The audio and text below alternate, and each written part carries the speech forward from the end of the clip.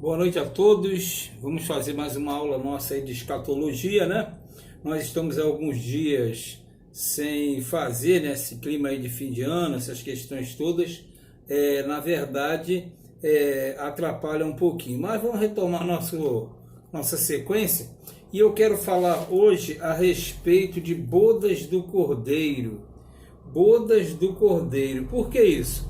Porque nós abordamos a questão da tribulação e da grande tribulação. Você já sabe que quando a grande tribulação estiver acontecendo aqui embaixo, na Terra, você terá os eventos na eternidade, ou no caso, no Kairos de Deus, né? Você tem o Cronos, tempo homem, história, e você tem o Kairos, tempo Deus, eternidade.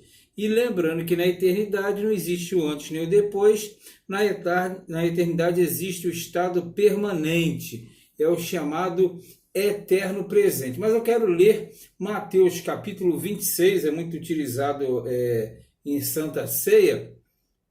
Mateus capítulo 26, a partir do versículo 17, mas eu quero avançar aqui um pouquinho, mas diz assim: e no primeiro dia da festa dos pães asmos, chegaram os discípulos junto a Jesus, dizendo: onde queres que façamos os preparativos para comeres a Páscoa? E ele disse: ide à cidade a um certo homem, diz-lhe: o mestre diz, o meu tempo está próximo, em tua casa celebrarei a Páscoa com os meus discípulos. Vamos ter uma orientação aqui básica, porque sinceramente a gente pensa que todos entendem do assunto, mas não necessariamente entendem. Olha só, a Páscoa, para quem não sabe, era uma festa anual e obrigatória para o povo de Israel. Era na época e perdura até hoje, né? Então, na verdade, quando a Páscoa era comemorada, era a celebração da saída e libertação do Egito, por isso que é chamada festa dos asmos. Por quê? Você tinha a Páscoa no dia 14º, né, do primeiro mês, e você no dia do 14º ao 21º, você tinha uma semana de asmos, que na verdade era o pão sem fermento, que simbolizava a saída do Egito, a mudança de cultura, etc., que não é o caso aqui. Aí você tem que, pelo certo, você tem que entender isso, né? Pelo menos você que é uma pessoa que, entre aspas, é cristã, né? Então, a Páscoa de Israel se converteu na Santa Ceia naquele exato momento.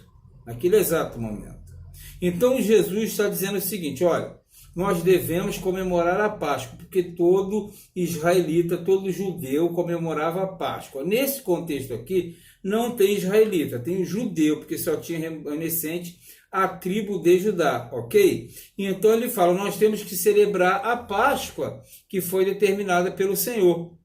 Aonde vai ser e tal, foram lá, chegaram aqui nesse lugar e tal, porque a Páscoa era uma festa familiar, aonde eles comiam um cordeiro, ervas amargas, tomavam vinho, comiam o pão sem o fermento, tudo isso simbolizando o sofrimento do Egito. Só que, na verdade, Jesus agora ele vai subtrair para si esta cerimônia, que era chamada de Páscoa, e a Páscoa vai passar a ser uma cerimônia incorporada ao chamado cristianismo. Essa cerimônia incorporada ao cristianismo é o que vai ser chamado de Santa Ceia do Senhor. Então, a Páscoa dos judeus passou a ser a Santa Ceia do cristão. Por que isso? Porque na noite em que Jesus foi traído, ele instituiu essa mudança. Por isso que se celebra a Santa Ceia nas instituições religiosas, pelo menos em quase todas, né? Porque algumas não praticam esse ato, né? Essa ordenança. Aí diz assim, lá no 24, em verdade vos digo que o Filho do Homem vai ser como está escrito, mas é daquele por quem ele é traído. Está falando de Judas, né? Bom seria para este homem que não houvera nascido. Mas Judas já nasceu com o propósito de trair Jesus, né? Nós aprendemos isso lá em João. Então, ele era o filho da perdição, já preparado para aquele momento, né? E respondendo Judas, o que o traía, disse: porventura sou eu, Rabi? E ele disse: tu disseste, que em outras palavras, no contexto você está falando a verdade, você está realmente garantindo. Aí diz assim: quando comiam, Jesus tomou o pão, abençoou, partiu, disse: comer esse pão é meu corpo, no caso de Santa Ceia, né? E depois tomou o cálice e disse: beber esse cálice é o meu sangue. Então, aí, basicamente, só para não passar batido, você tem o pão, que simboliza o corpo, e você tem o vinho, que simboliza o sangue de Cristo. Aí no 28, que é onde eu quero, diz assim: por isto, porque isto é o meu sangue, o sangue do Novo Testamento, ou da Nova Aliança, que é derramado por muitos, não por todos, muitos, para a remissão dos pecados. 29. E digo-vos que desde agora, daquele momento, não beberei deste fruto da vide até aquele dia que eu venha beber novamente com vocês, ou convosco, no reino de meu Pai. Então é bem claro. Ele está dizendo: gente, essa Páscoa agora está sendo convertida na ceia dos cristãos, dos meus discípulos, da nova aliança.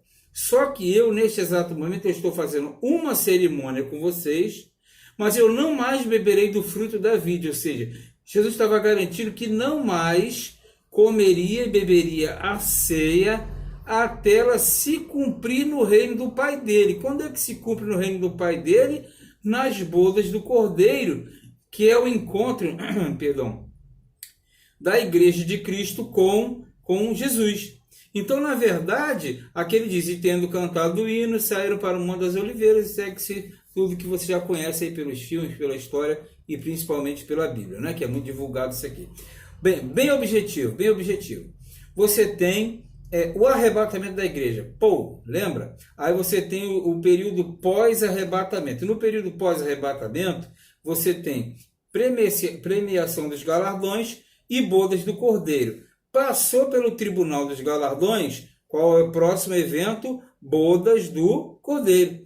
Então, as bodas do Cordeiro é o evento subsequente à entrega dos galardões, só que isso aqui é na eternidade, é no Kairós de Deus. Então, não pode pensar assim, como muitos, por falta de conhecimento, desconhecem, né? Eu respeito, né?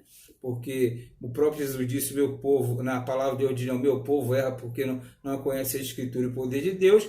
Aí não entende, mas é fácil, porque 1000 anos é como um dia é como 1000 anos. Então você não pode entender que quando 7 anos aqui embaixo equivale a lá em cima, não. Esses 7 anos aqui embaixo equivale a eventos naturais na eternidade. Então você tem tribunal dos galardões, bodas do Cordeiro, que é o encontro de Cristo com a igreja, e aí eles vão se assentar à mesa. Por isso que eu te convido a retornar um pouquinho aqui em Mateus, capítulo de número 8, Mateus 8, aquela passagem do centurião de fé, lembra? O centurião de fé, que Jesus falou assim: eu nunca vi tanta fé e tal, centurião.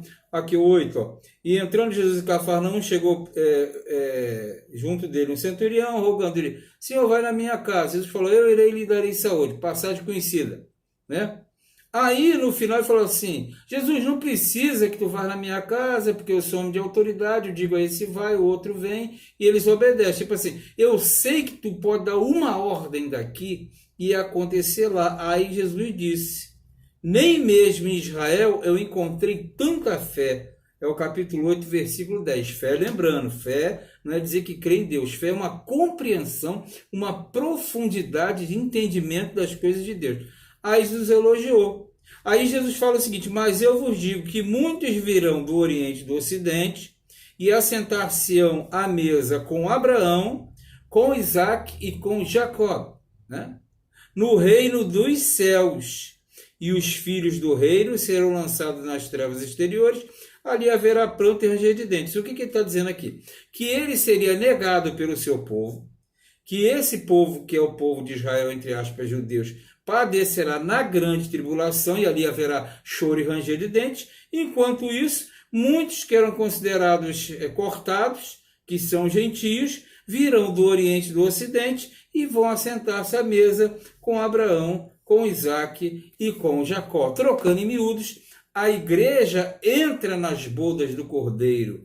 Israel fica na grande tribulação, enquanto lá em cima tudo acontece no Kairós de Deus, na eternidade. Aqui embaixo tudo acontece no Cronos, na história, e no império da besta. Então marque aí, bodas do Cordeiro, o encontro de Cristo com a igreja para o grande banquete nos céus. Mas não acaba aí, você sabe que depois ele volta à terra, né? Porque na verdade quando você tem